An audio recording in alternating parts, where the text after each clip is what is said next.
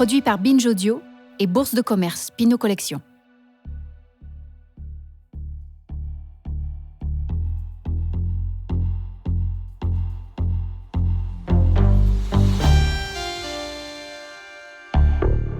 Ça a commencé comme ça, David Ammons.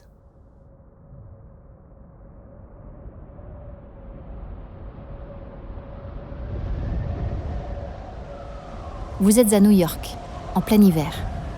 Pour ceux qui ne connaissent pas l'hiver américain, il faut savoir qu'il est vif, sec. Il vous pique les joues, vous gèle la bouche et vous colle les narines. On marche souvent tête baissée en se disant que ça va nous réchauffer et on avance en regardant nos pieds qui font couiner la neige. Ça sonne peut-être comme un supplice, mais c'est parfois étrangement agréable. C'est un dimanche de février dans le carrefour de Cooper Square, à Manhattan, le 13 février 1983, plus exactement. Autour de vous, peu de choses l'indiquent. Peut-être l'aspect des rues, les façades délabrées des vieilles boutiques, car l'East Village n'est pas encore le quartier aisé qu'il est devenu aujourd'hui. Devant vous, des vendeurs à la sauvette, qui comme tous les jours étendent des fripes, des objets de toutes sortes, déposés sur des couvertures ou des cartons à même le sol. Bref, tout ce qui peut leur apporter quelques sous. L'un d'eux attire votre attention. Pas parce qu'il vend des réchauffements, ces petits sachets de poudre autochauffante qu'on met dans les moufles, non. Il attire votre attention parce que ce qu'il propose n'est pas commun. Vraiment pas commun. Cet homme vend des boules de neige. Des petites, des moyennes et des grosses boules de neige, joliment disposées par ordre croissant sur un tapis coloré. Ça semble séduire les passants. Beaucoup en rient et d'autres se prennent au jeu, regardent les boules avec curiosité et les soupèsent, comme une marchandise crédible. Ils posent des questions au vendeur. Et ce vendeur, justement. Personne ne le sait, mais cet homme qui se fond dans le décor de la rue, à la barbe grisonnante et habillé d'un long manteau gris, c'est David Ammons, un artiste américain. Et sans le savoir, vous venez de participer à son œuvre, le Blizzard Ball Sale, la vente des boules blizzard.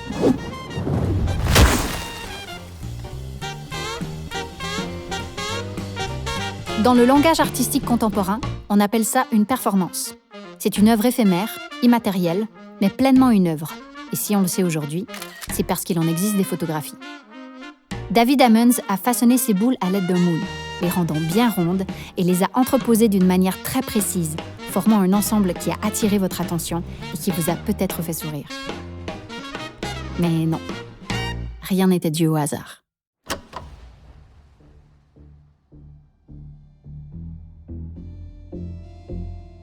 Voici l'histoire de David Ammons.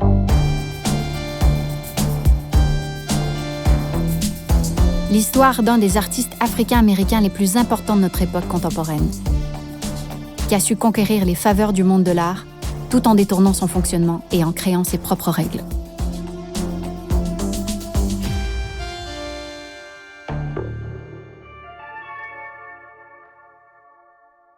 Ça a commencé comme ça. David Ammons est né en 1943 à Springfield, dans l'Illinois. Il est le benjamin d'une famille de 10 enfants. Il grandit dans des conditions précaires, mais comme il le dira plus tard, il trouve déjà la liberté de s'évader dans son propre monde et sa fantaisie. À 20 ans, il s'installe à Los Angeles. Nous sommes en 1963. Nouveaux incidents raciaux à Birmingham, Alabama. La nuit dernière, une bombe a fait explosion au domicile d'un avocat noir, Arthur Shore. Cette année-là, la lutte pour les droits civiques et l'égalité entre les Noirs et les Blancs prend une tournure particulièrement dramatique. Les avancées de la déségrégation ne plaisent pas aux groupes suprémacistes blancs. À Birmingham, en Alabama, quelques jours après cette annonce à la radio, le Ku Klux Klan pose une bombe dans une église et tue 4 jeunes filles noires. Ce n'est évidemment pas un acte de violence isolé, et cet attentat va marquer un tournant. C'est tout le pays qui s'embrase. Partout aux États-Unis, le problème racial se développe. 44 arrestations à Plaquemine, en Louisiane. Des Noirs protestaient contre la ségrégation d'un restaurant. En Caroline du Sud, plutôt que de déségréguer les parcs publics, l'État les a fait fermer. Il n'est pas une seule journée aux États-Unis où le problème racial ne soit évoqué. L'année suivante, le Civil Rights Act, qui bannit toute forme de ségrégation et de discrimination reposant sur la couleur, la religion, le sexe ou l'origine nationale, est adopté. Malheureusement, ce n'est pas parce qu'une nouvelle loi est adoptée qu'elle est respectée par tous. Et même l'Amérique d'aujourd'hui est là pour en témoigner. C'est dans ce contexte que le jeune David Ammons s'installe à Los Angeles. Malgré l'adoption de la nouvelle loi, on empêche les Noirs d'aller vivre dans les quartiers de leur choix. Et les inégalités perdurent. On les pousse dans des quartiers défavorisés comme Watts et Compton, et à l'été 1965, suite à l'altercation d'une famille noire avec des policiers blancs, des émeutes violentes éclatent à Watts.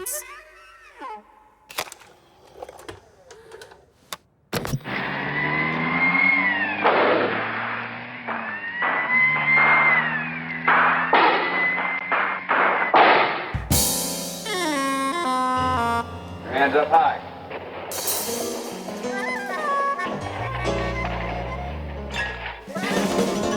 Shut it up, get out of that car with your hands up.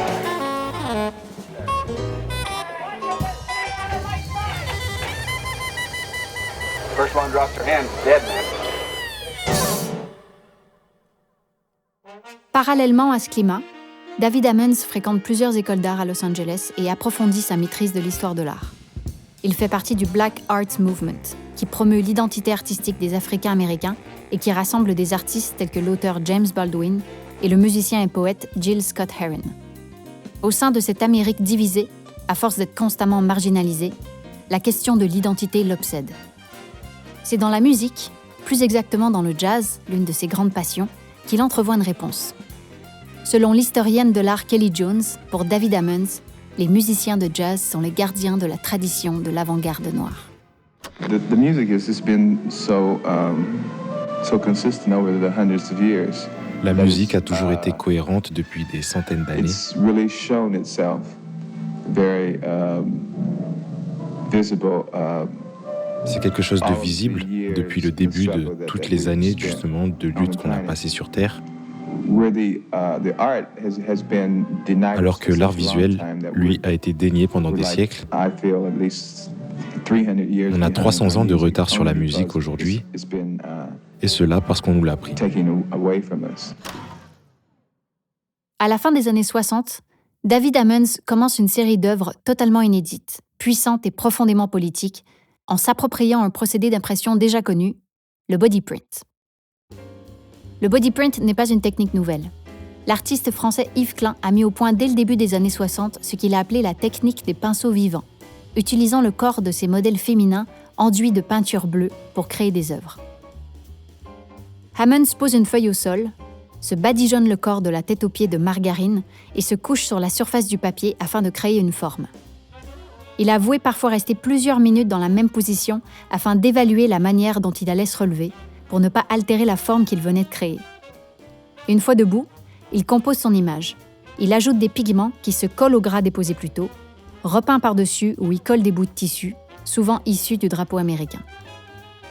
L'un de ses prints les plus connus s'intitule « Injustice Case ». On y voit une empreinte de corps d'homme, assis sur une chaise de profil, les mains attachées dans le dos. Un bâillon recouvre sa bouche qui est tendue vers le ciel. Ammons a représenté ici Bobby Seale, le cofondateur des Black Panthers, mouvement radical et révolutionnaire de la défense des Noirs, né en 1966. Au cours d'un procès politique, Bobby Seale avait été ligoté et bâillonné en plein tribunal pour avoir provoqué un juge qui refusait de l'écouter. Un acte d'une violence inacceptable, que David Ammons a choisi de dépeindre avec la même violence, faisant corps avec son sujet. Il explique que la plupart du temps, il ignore si son art est politique ou non, étant simplement trop proche, trop investi dans son processus de création. Et pourtant, les questions qu'il pose à travers son travail demeurent insondables. Pourquoi le racisme est si intrinsèquement présent dans la nation américaine ?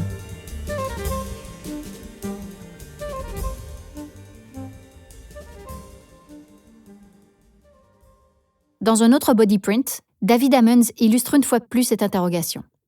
Cette œuvre de 1976, sans titre, nous montre un homme noir dont la tête est formée d'empreintes de son propre visage, ainsi que de morceaux de puzzle de taille et de formes différentes. The head of the black man is very puzzled. Dans la tête d'un homme noir, c'est un puzzle. Et cette image correspond à la complexité de la société actuelle, en particulier pour ces personnes noires.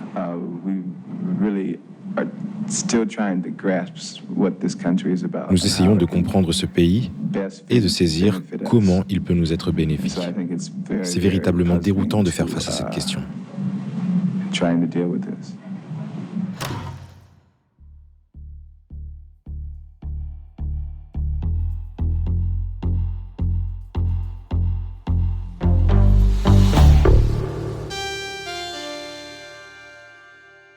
Au milieu des années 70, David Ammons découvre New York, qui est alors une ville aussi excitante que dangereuse. Ici, on peut se faire dépouiller à tous les coins de rue. Mais les loyers sont au plus bas et les artistes se rencontrent. Musicalement, artistiquement, New York est à la pointe.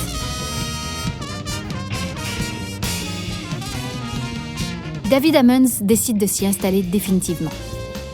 À cette époque, ses body prints commencent à se vendre, à trouver leur public. Il décide alors de passer à autre chose et crée des œuvres que personne n'aura envie d'acheter. Il collecte des objets, des sacs en papier de dîner usés et graisseux, des cheveux crépus, des os de poulet, des capsules, des ampoules, des bouteilles vides, le tout assemblé dans des compositions qui font apparaître, à qui sait voir, des images poétiques. Ammons s'inspire de l'arte povera, l'art pauvre, un courant artistique né en Italie dans les années 60 qui consiste à prendre des objets insignifiants et les rendre signifiants. Dans l'esprit de l'artiste, les objets qu'il choisit sont souvent des marqueurs de la culture noire, des stéréotypes hérités du passé, mais pas que, des choses drôles aussi, triviales, simplement issues de sa propre vie dont il est témoin. Like the studio I used to have, there was a greasy hot dog hamburger joint next Lorsque to it. j'étais étudiant, j'avais un studio. Il y avait un resto de burgers et de hot dogs, ainsi qu'un Krusty, un autre restaurant de barbecue. Alors quand je regardais de ma fenêtre, je voyais tout le monde sortir avec de la graisse, tu vois, avec des sacs de nourriture et du gras qui dégoulinait de partout. Ça ressemblait à des peintures de Pollock. Et je me disais, waouh, ça fait vraiment partie de notre culture de manger de la nourriture aussi grasse. Et les cheveux représentaient, tu sais, les gens noirs qui composaient avec ce genre d'éléments et contribuaient à une partie de notre culture. Les cheveux en particulier l'inspirent. Ils représentent une différence physique concrète entre les Noirs et les Blancs. Une différence qui est aussi un cliché, à l'origine de bien des discriminations. David Ammons décide donc de récupérer des cheveux chez les barbiers de Harlem et les colle méticuleusement sur des pierres, grosses comme des têtes humaines. En coiffant ces cailloux, il crée une étrange sensation d'humanité à travers eux. Ils deviennent des personnages symboliques. Il les intitule les Rockheads, les têtes de pierre. En 1975, sa première exposition new-yorkaise a lieu à la galerie Just Above Midtown, ou JAM, l'un des rares lieux consacrés aux artistes africains-américains. Il fait scandale. Son titre, déjà, est tout un programme. Greasy Bags and Barbecue Bones. En français, sacs graisseux et os de barbecue. De nombreux artistes et amateurs présents ne comprennent tout simplement pas ce qu'ils voient. Pourtant, Ammons continue d'évoquer, par ses détritus et objets du quotidien, la culture africaine-américaine, en y ajoutant souvent une touche d'humour. Influencé par la culture de rue, David Ammons s'inspire aussi de Marcel Duchamp, inventeur de l'art conceptuel. Cet artiste français majeur a imaginé le ready-made, qui consiste à prendre un objet existant et à lui donner le statut d'œuvre d'art par le seul fait de le présenter au regard, dans une galerie ou dans un musée. Fontaine, son œuvre culte, consiste en un urinoir renversé sur lequel Duchamp a apposé une signature mystérieuse, R. Mut, dont on ignore encore aujourd'hui la raison. En son temps, en 1917, Fontaine fait scandale et est même refusé d'exposition à New York. L'art est une chose beaucoup plus profonde que le goût d'une époque. Et l'art d'une époque n'est pas le goût de cette époque. Le mot art, d'ailleurs, étymologiquement, veut dire faire, simplement faire. Faire avec, si vous voulez, et presque faire avec les mains. Ce qui donc rend la chose bien différente de ce qu'on appelle le goût et l'acquiescement de toute une époque envers certains tableaux, certaines choses, n'est-ce pas? Et ça gêne énormément parce que le goût est une source de plaisir. Et l'art n'est pas une source de plaisir. C'est une source qui n'a pas de couleur, qui n'a pas de goût. Et l'art est un produit comme les haricots. On achète de l'art comme on achète du spaghetti. Ammons. Ne pas jouer le jeu du monde de l'art. Ne pas faire ce qu'on attend de lui. Utiliser les objets les plus dérisoires, les plus anodins. Changer de perspective. Ne pas être vendable. Ne pas devenir un objet de spéculation. La rue s'impose donc à lui. C'est dans la rue que David Ammons trouve désormais son inspiration. Il se poste à la marge et vit au cœur de Harlem, avec le minimum. Il observe tout, les interactions, les lieux, les gens. Et s'il fait de l'art à partir de la rue, il fait aussi de l'art pour la rue, pour ces quartiers où il installe in situ ses œuvres les plus précieuses, les performances. Elles sont tout ce que David Ammons revendique. Éphémères, invendables, hors du cadre des musées et galeries classiques, accessibles à tous. En 1981, Ammons urine sur une œuvre contemporaine du célèbre artiste américain Richard Serra. Serra est alors le chef de file de l'art minimal, que le monde de l'art encense. L'œuvre en question est une structure monumentale de 3 murs d'acier immenses installés dans le quartier de Tribeca, à New York. Vu d'ici, on ne peut s'empêcher de penser à Marcel Duchamp et à son fameux urinoir. Une fois de plus, comme pour les boules de neige, ce sont des photographies qui témoignent de la performance de David Ammons, qui sera interpellé quelques minutes plus tard par la police. Ce qui compte désormais, c'est l'audace.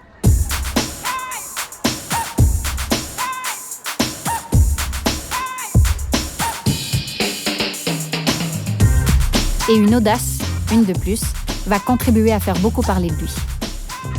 En 1989, il accroche face au prestigieux musée de la National Portrait Gallery à Washington une peinture du révérend Jesse Jackson, une figure américaine connue pour son combat pour le mouvement des droits civiques.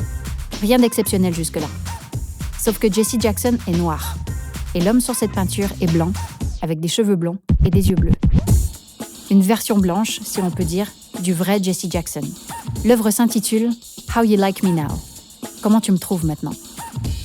Avec cette œuvre, David Ammons interroge clairement le regard sur les Noirs. Mais immédiatement, l'image est interprétée comme une œuvre raciste. La presse s'empare de l'histoire, Jesse Jackson est interviewé, mais David Ammons, lui, ne parle pas, ne réagit pas. Cette ligne de conduite, cette façon de laisser vivre ses œuvres semble lui réussir, puisqu'à partir de là, sa notoriété ne cessera de prendre de l'importance. L'année suivante, il signe l'une des œuvres les plus symboliques de sa carrière. Le drapeau africain-américain.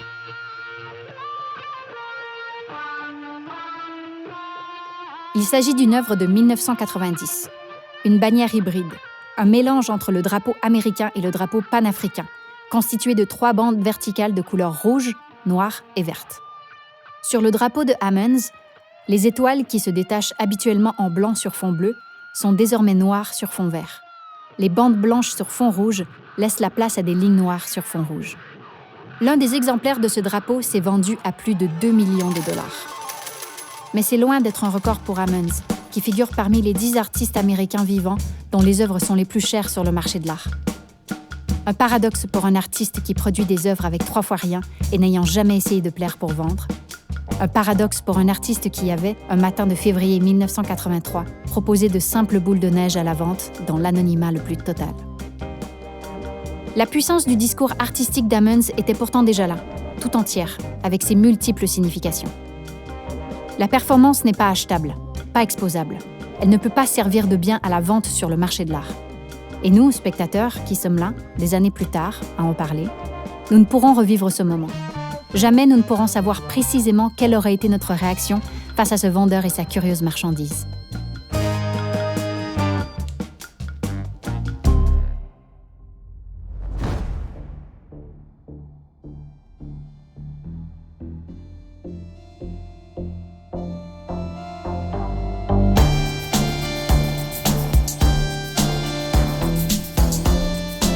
Ça a commencé comme ça est un podcast Binge Audio, Bourse de commerce Pinot Collection, raconté par moi-même, Charlotte Lebon, réalisé par Maxime Singer, écrit par Caroline Alazi, prise de son Antonin Wyss.